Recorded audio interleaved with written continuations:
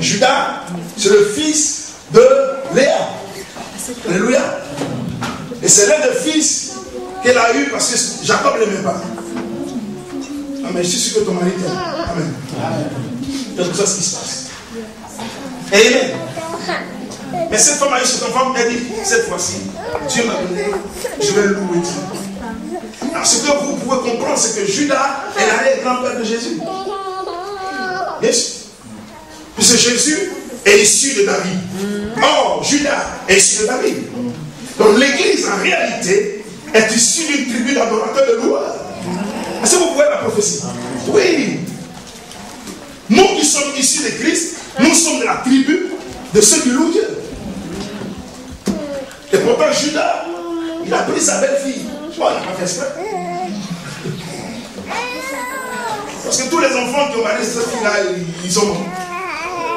Le premier, il est mort, il était méchant. Le deuxième, on lui a donné une femme. Au lieu de lui faire des enfants, il ne sait pas mes enfants. La Bible dit qu'il se souillait à terre. Il se souillait. Ça dit qu'il va avec la femme de son frère, après il se souille à terre. Il dit, je ne veux pas lui donner des enfants. Dieu l'a tué. Comprenez? Donc on a dit à Tamar, il faut partir dans ton pays. Et elle a attendu. Le père lui a dit, quand le petit là-bas grandir, je vais te le donner. Mais Judas, il pleure. Si je donne, on peut pas mourir. Donc un jour, on a dit à Tamar que ton beau-père arrive. Et le beau-père était avec un de ses amis. Elle s'est habillée comme une prostituée, s'est mise sur la route. Judas aussi. Il y a longtemps, il n'y a plus de femmes. Quand il passe par le chemin, Tamar le tente. Il prend Tamar, il couche avec elle.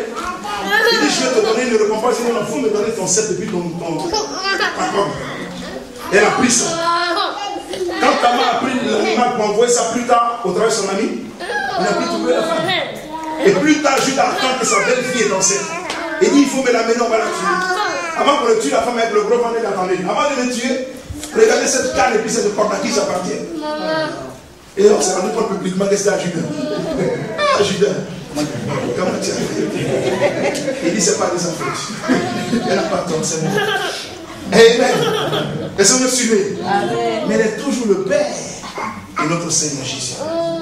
Dieu nous pardonne nos erreurs. Amen.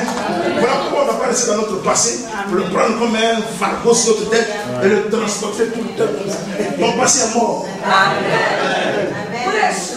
Si Judas transportait son passé, il a dit, même si le diable dit, c'est pas toi qui as pris ta main et quitte là, moi je m'appelle Judas. Je loue Dieu. Je suis né pour le louer. Même dans ta main, là, il y a le mot.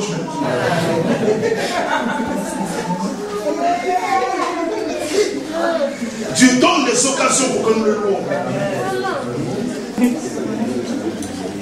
Alléluia.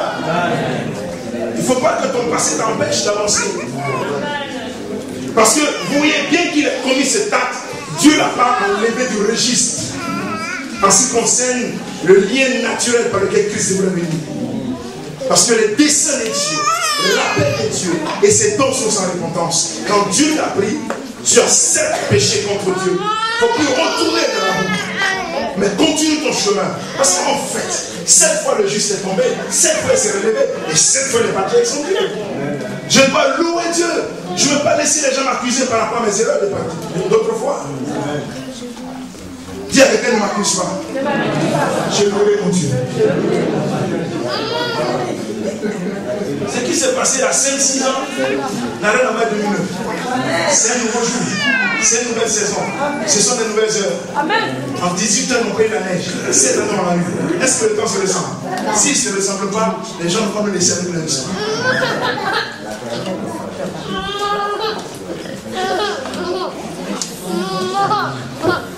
La louange révèle et se réjouit dans les œuvres puissantes de Dieu.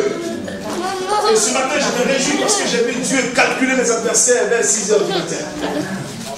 C'est pour ça que je suis heureux. Parce que je les ai vus. Depuis avant-hier, je les sentais autour de moi. J'ai attendu ce qu'il y a. Mais ce matin, quand j'ai fini de prier, je les ai vus. Et Dieu les a chicotés. La prochaine fois, c'est un feu qui va les consumer.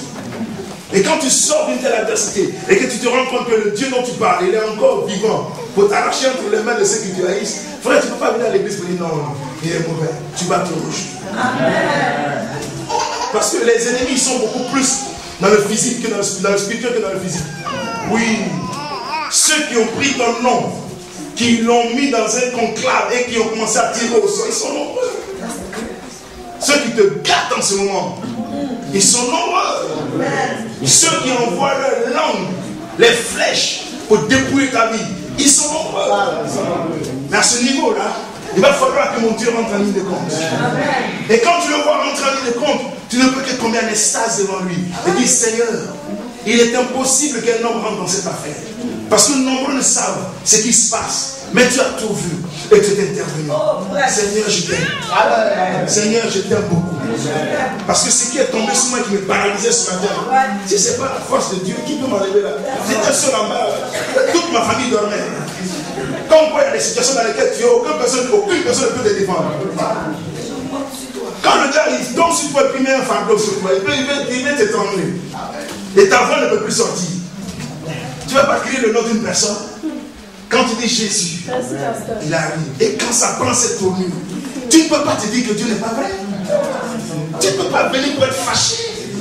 Tu ne peux qu'être loose, libéré, pour magnifier Dieu, pour que ça ne fasse plus mal encore. Il y a des douleurs qui peuvent rentrer dans la peau d'une personne et puis on ne peut jamais les enlever. C'est quand on te voit souffrir et au lieu que tu meurs, tu es toujours debout. Et tu magnifies ton Dieu. Ne donne aucune occasion à quelqu'un de dire c'est ce que j'attendais. Maintenant, elle a un cancer. Les soucis lui ont donné un cancer. Si l'estomac de quelqu'un doit être perforé, ce n'est pas pour l'estomac. Les ulcères sont pour les inquiets. Mais que le problème de cette terre ne te donne pas des estomacs perforés. Celui qui loue Dieu sera toujours en bonne santé. Et celui qui t'a causé des ennuis sera en mauvaise santé. Parce que quand ton ennemi te voit heureux, il a un choc électrique. Or, je veux même qu'il ait un choc. C'est trop facile de se vendre à ceux qui en veulent à ma vie. Je me libère.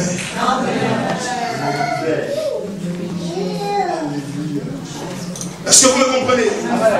Donc je le louerai encore. Je le glorifierai encore. Je vous avais voulu me faire tomber. Je le magnifierai encore.